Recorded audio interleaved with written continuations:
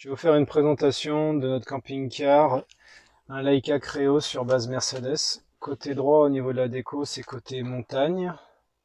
À l'arrière, on peut voir une énorme caisse en aluminium.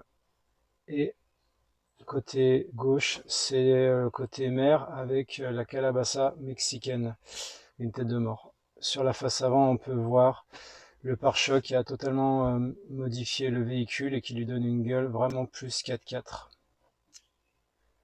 Quand on rentre dans le véhicule par la porte côté droit, on va avoir en face la dinette double avec un recouvrement des sièges simili-cuir. À la base, c'était en tissu. La table se transforme en lit.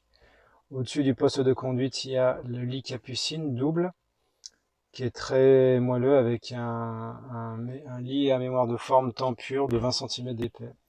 Et au-dessus de ce lit, il y a une fenêtre de toit électrique que l'on peut ouvrir à l'aide du bouton que je suis en train de toucher.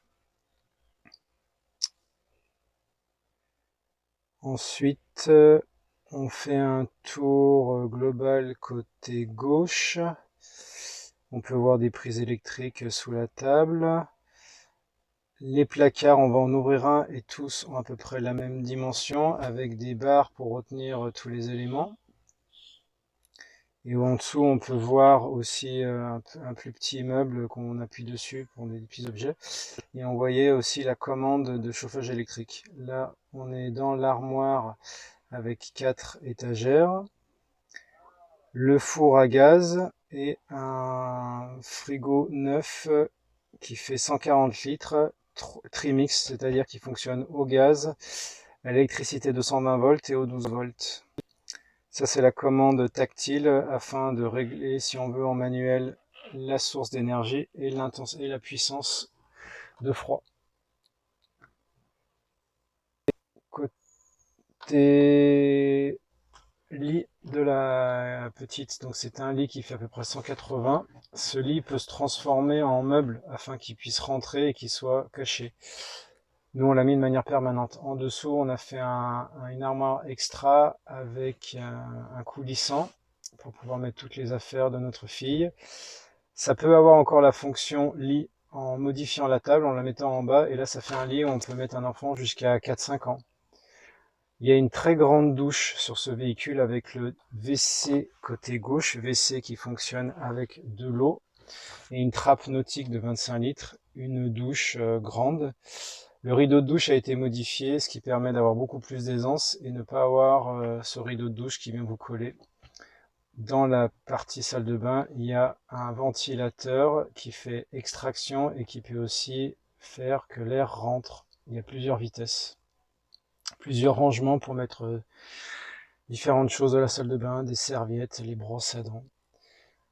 Côté cuisine, on a donc tout est fermé pour que ça soit sobre quand on roule. On peut ouvrir, donc ça c'est le robinet d'eau. Et sous le cercle, là, il y a un découpe légumes. La gazinière est avec 3 gaz, 3 feux, donc très pratique. Et ils sont assez larges, du coup on peut faire vraiment la cuisine aisément. Et en dessous du lavabo, on retrouve le réservoir d'eau qui fait 120 litres, bien sûr, qui se branche qui se remplit par l'extérieur. Et là, on passe pour voir le compartiment où il y a la pile lithium de la cellule.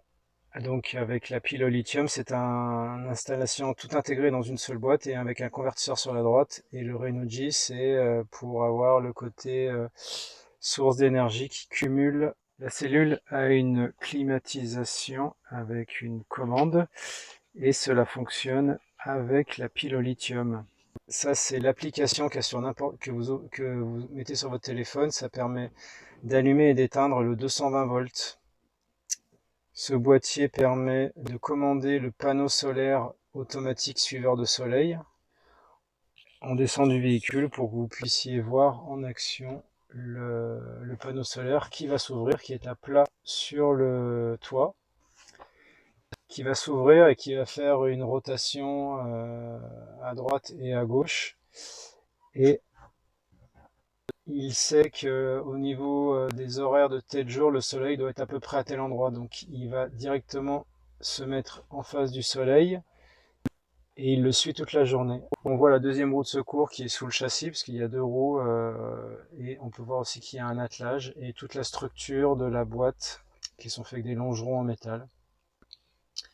Côté gauche, on peut voir un rangement supplémentaire avec ce cylindre en plastique gris pour mettre des ustensiles et la protection du réservoir à gasoil pour éviter les pierres quand les camions, quand vous êtes dans les chemins avec les camions qui peuvent vous jeter des pierres. Ça, c'est la grosse trappe pour accéder aux deux bouteilles de gaz avec les détendeurs et il y a un filtre à gaz afin d'avoir un système qui reste toujours propre et qu'il n'y ait pas de graisse suite on va dire, à quelque chose qui reste dans la bouteille. Deux réservoirs d'eau supplémentaires au cas où. La caisse permet, avec une contenance de 1300 litres, on va mettre beaucoup d'affaires dans cette caisse. Toutes les ouvertures ont la même clé, c'est une seule clé pour ouvrir toutes ces serrures. Ça s'ouvre de derrière avec celui-là par en haut. Et donc là, on peut voir qu'il y a plusieurs caisses qui ont été du fournisseur Ikea afin de pouvoir tout ranger. Et celle du bas, idem, avec d'autres types de caisses. Tous les feux ont été répétés puisque la caisse était aussi grande que le véhicule. Et donc on retrouve toutes les fonctions stop, clignotant, veilleuse. Et on a aussi des feux de gabarit afin, depuis le poste de conduite, que je puisse voir la taille globale du véhicule, surtout en marche arrière. Le poste de conduite, donc on l'ouvre par le côté conducteur. Ça, c'est les manomètres concernant la pression des amortisseurs. 3 sièges confort, un pour le pilote, un pour le passager du milieu et un siège sur-siège tempure pour madame. On a un autoradio Bluetooth qui permet d'écouter sa musique Spotify pendant qu'on conduit. Ça, c'est très agréable. Ça, c'est tout ce qui est manomètre supplémentaire pour la pression du turbo et tous les phares supplémentaires à l'avant. Démarrage du moteur, principalement pour vous faire voir qu'on enclenche. Ah oui, il y a le cruise control qui est un accessoire supplémentaire. Il n'était pas d'origine sur ce véhicule, donc j'ai dû en installer un qui était spécifique au Sprinter. Très agréable de bloquer la vitesse pour arrêter d'avoir toujours le pied en conduisant. Quand on enclenche la marche arrière, ça allume la lumière et le faisceau pour pouvoir voir ce qui se passe derrière le véhicule avec une caméra qui est intégrée dans la plaque d'immatriculation. Le support pour pouvoir mettre le téléphone afin de regarder où est-ce qu'on va. Le bruit moteur.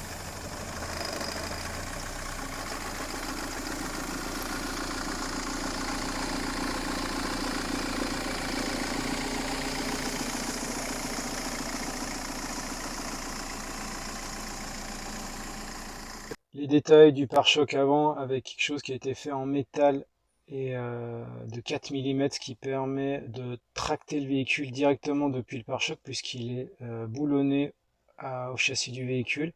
Ça, c'est un support pour pouvoir mettre un treuil électrique. Pour ce véhicule, il faudrait un de 4 tonnes. Là, c'est des manilles pour pouvoir mettre les sangles au cas où quelqu'un doit sortir. Toutes les lumières, donc il y a des phares anti-brouillard et il y a deux séries de phares LED à longue portée. Ça, c'est la protection du moteur en métal et les amortisseurs Koni réglables, les meilleurs qui existent sur le marché afin de pouvoir supporter plus de poids. Là, on peut voir les détails de la peinture rugueuse que l'on retrouve sur toute la partie basse du véhicule afin de lui donner une gueule plus 21e siècle.